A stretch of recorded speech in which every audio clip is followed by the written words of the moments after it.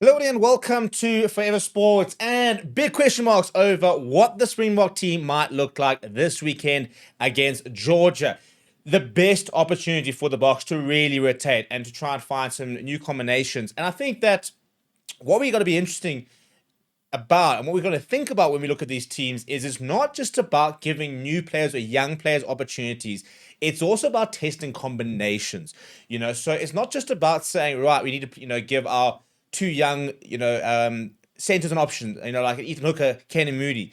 It's what do we want to do with Caden Moody with regards to, is he going to form a partnership with an Andre Esterhuizen? Could he be forming a partnership with an Ethan Hooker? Could Ethan Hooker be forming a partnership with an Andre Esterhuizen or Damien Delendi? So when it comes to these sort of matches where you do rotate, it's not just as simply as basically sort of putting the amount of caps that you got on a piece of paper and kind of selecting the most inexperienced side. It's about finding objectives for the game. What do you want to test out during the game? And it's not just about testing players. It's about combinations. It's about bench splits. It's about the way you've used your bench, for example. It's about plans. It's about playing styles, attacking shapes, defensive shapes. That's kind of what these games are all about. So I've picked a bit of a side that is a bit of a combination. It's a very inexperienced side and gives lots of people opportunity, but also has a couple of more experienced players and even players who played quite a bit in terms of creating combinations and seeing how we can all sort of get together in a side that'll hopefully put the sword to Georgia and play some very good rugby. Before we get into it, please do smash a like on the video. Please do subscribe to the channel as well. And I want to know what your 15 would be down in the comments below. Right. This is what I've gone with. And as long as he's fit, I'd really like to see Siya Kolisi back in the mix. He's not played at all, unfortunately, due to injury.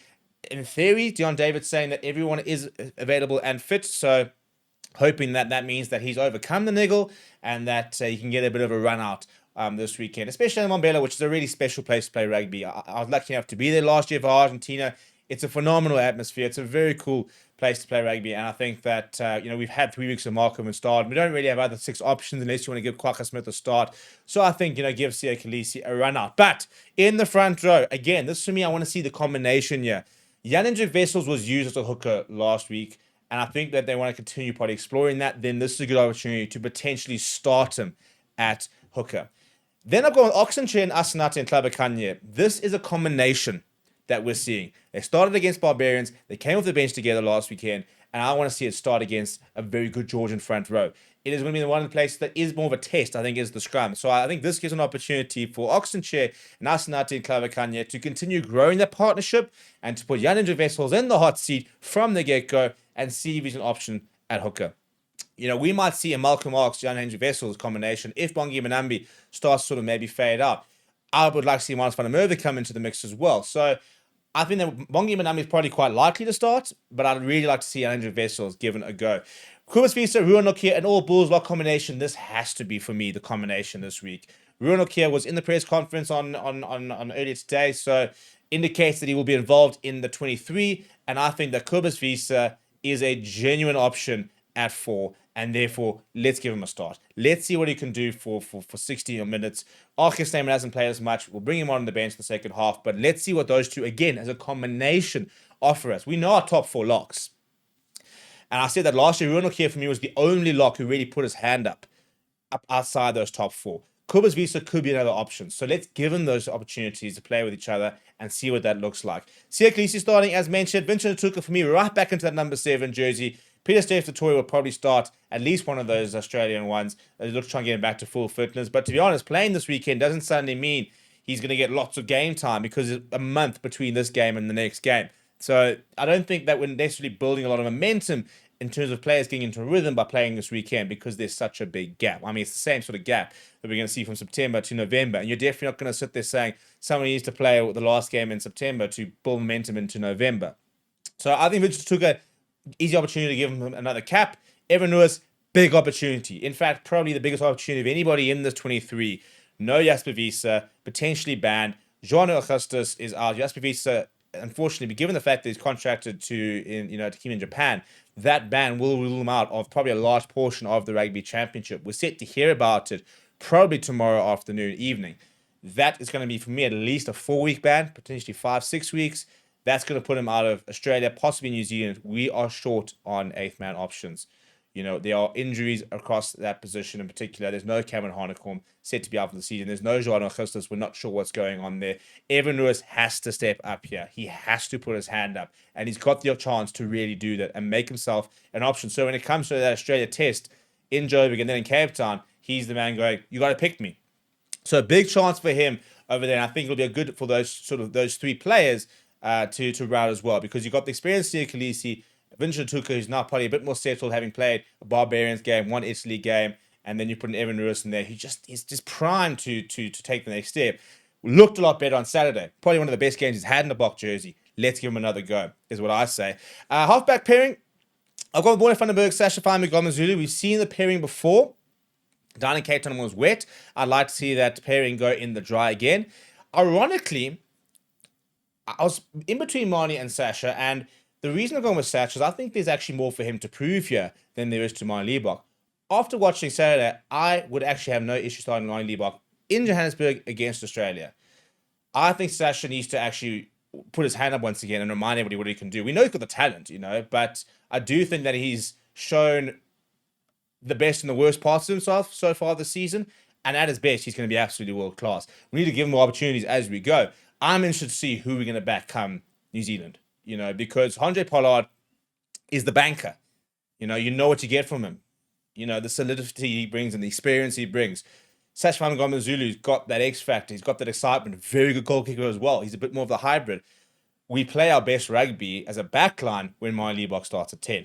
So very interested to see how this goes. We might even go condition-based, for example. Expect to be quite cold, potentially quite wet over New Zealand. That brings in a Handré Pollard more. Against Australia, you're playing in what's going to be a very warm, dry Johannesburg. Marnie Liebach right there should be able to cook, for example. So very interested to see how they go with combinations there. Edel van der Merwe for me has to get another run, get in the number 11 jersey. I'd like to see Kane Moody back on the wing for a game, see what it looks like, because I think Ethan Hooker, I think they see more as an outside centre. Kane Moody's gotten his game. Let's start Ethan Hooker, and we can move Kane Moody into the centres later in the game. Or else, we might even see Andre Esterhuizen moving to the flank, depending on what happens. But I don't think we got to see that combination as much as we'd like. But I still personally think that they're a bit more, the box a bit more sort of Ethan Hooker, Kane Moody on the wing. Could be very wrong, but they've never really spoken about Ethan Hooker as an option on the wing.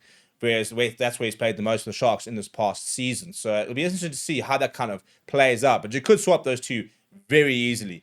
And I've got Apele Rassie at fullback. We haven't seen the weekend special in a couple of weeks now, so I think he gets a run. I think Damian Willemse, for me, has to be in 23, so he can get another opportunity to get back into the mix. Off the bench, then, again, a bit of a mixture of experience and experience. A pretty inexperienced front row in that it's all three on debut. I don't think we'll see it. I personally think that we'll probably not see... I think we'll either see Bowen Fenter and Thomas Latoy, or an Oxen Chair and probably Thomas Latoy. Bowen Fenter, for me, is quite far down the pecking order, if I'm going to be brutally honest. If Tuka was fit, he'd be playing. But I do think that Nethi Bashir, gets his debut this weekend.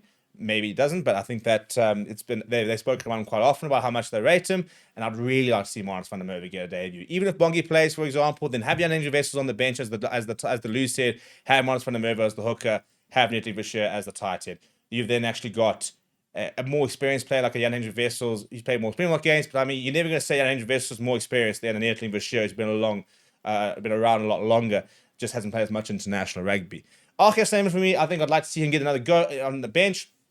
JL Dupree, Kwaka Smith in a 6-2 split bench. You could actually see, JL Dupree go to eighth man. We could see Kwaka go to the one flank, and we could see Andre Esterhuizen go to the other flank. You could see Damian Willemse come in at inside centre and partner Ethan Hooker. You could even have Damian Willemse coming on for a Kane Moody, Ethan Hooker moving to the wing, going to the hookers and Moody's could be interchangeable in terms of wing, centre, where they end up. But David Willemse covers 10, 12, 15 there, and I'd love to actually see him have a run at 12. So I personally like to see him at 12, even if that means Hooker gets replaced and Kane Moody goes to outside centre, or Ethan Hooker moves to the wing. In fact, you could even also do that as well. You could actually, at a certain point, say, right, swap. David Willemse comes on, Kane Moody go play next to him, Ethan Hooker go to the wing. Or vice versa. You could start with Caden Moody next to Andre Estes in the combination, and then you could say, right, let's swap Damien Willemse back on, and he's going to partner Ethan Hooker in a combination. I would like to see us try those sort of things because I think Andre Estes is clearly our second choice number 12, and I think it's also this whole hybrid player, so that's a big thing they're going to try and keep pushing. So I think he starts or comes off the bench. I would like to see Damien Willemse operate as an option at 12, especially if we are going to go with an Andre Estes as a kind of hybrid player, because it means that we might have Andre Estes on the bench, but he might go to the flank, for example. He might not replace inside centre, in which case you could then have Damien Willemse who could potentially shift to a 12. And Sash could shift to a 15, for example. Damien Willemse could go to 10, and vice versa. So the big thing about, you talk about hybrid players, if you look at that 9 through to 15, Rassie, pretty out and out fullback. Edel van der Merwe, pretty out and out wing. More van den Berg scrum off. But Sasha covers 10, 12, 15. Ethan Hooker covers 12, 13, 14. Caden Moody covers 13, 14, and probably 11. You know, Andre Esthuizen covers 12 and 7. How's that all of a sudden? Damien Willemse covers 10, 12, 15. Can probably play on the wing if you need to. Grant Williams covers 9, 14. All those players cover multiple positions, and I think that's a big thing we need to start looking at. So that's kind of where I'm with my team. I'd like to see some experimentation. I'd like to see some new combos. I'd like to see us try a few new things. What do you think? Let me know down in the comments below. Smash a like on the video. Subscribe to the channel as well. Thank you very much for watching. My name is Steve. I'll chat to you soon.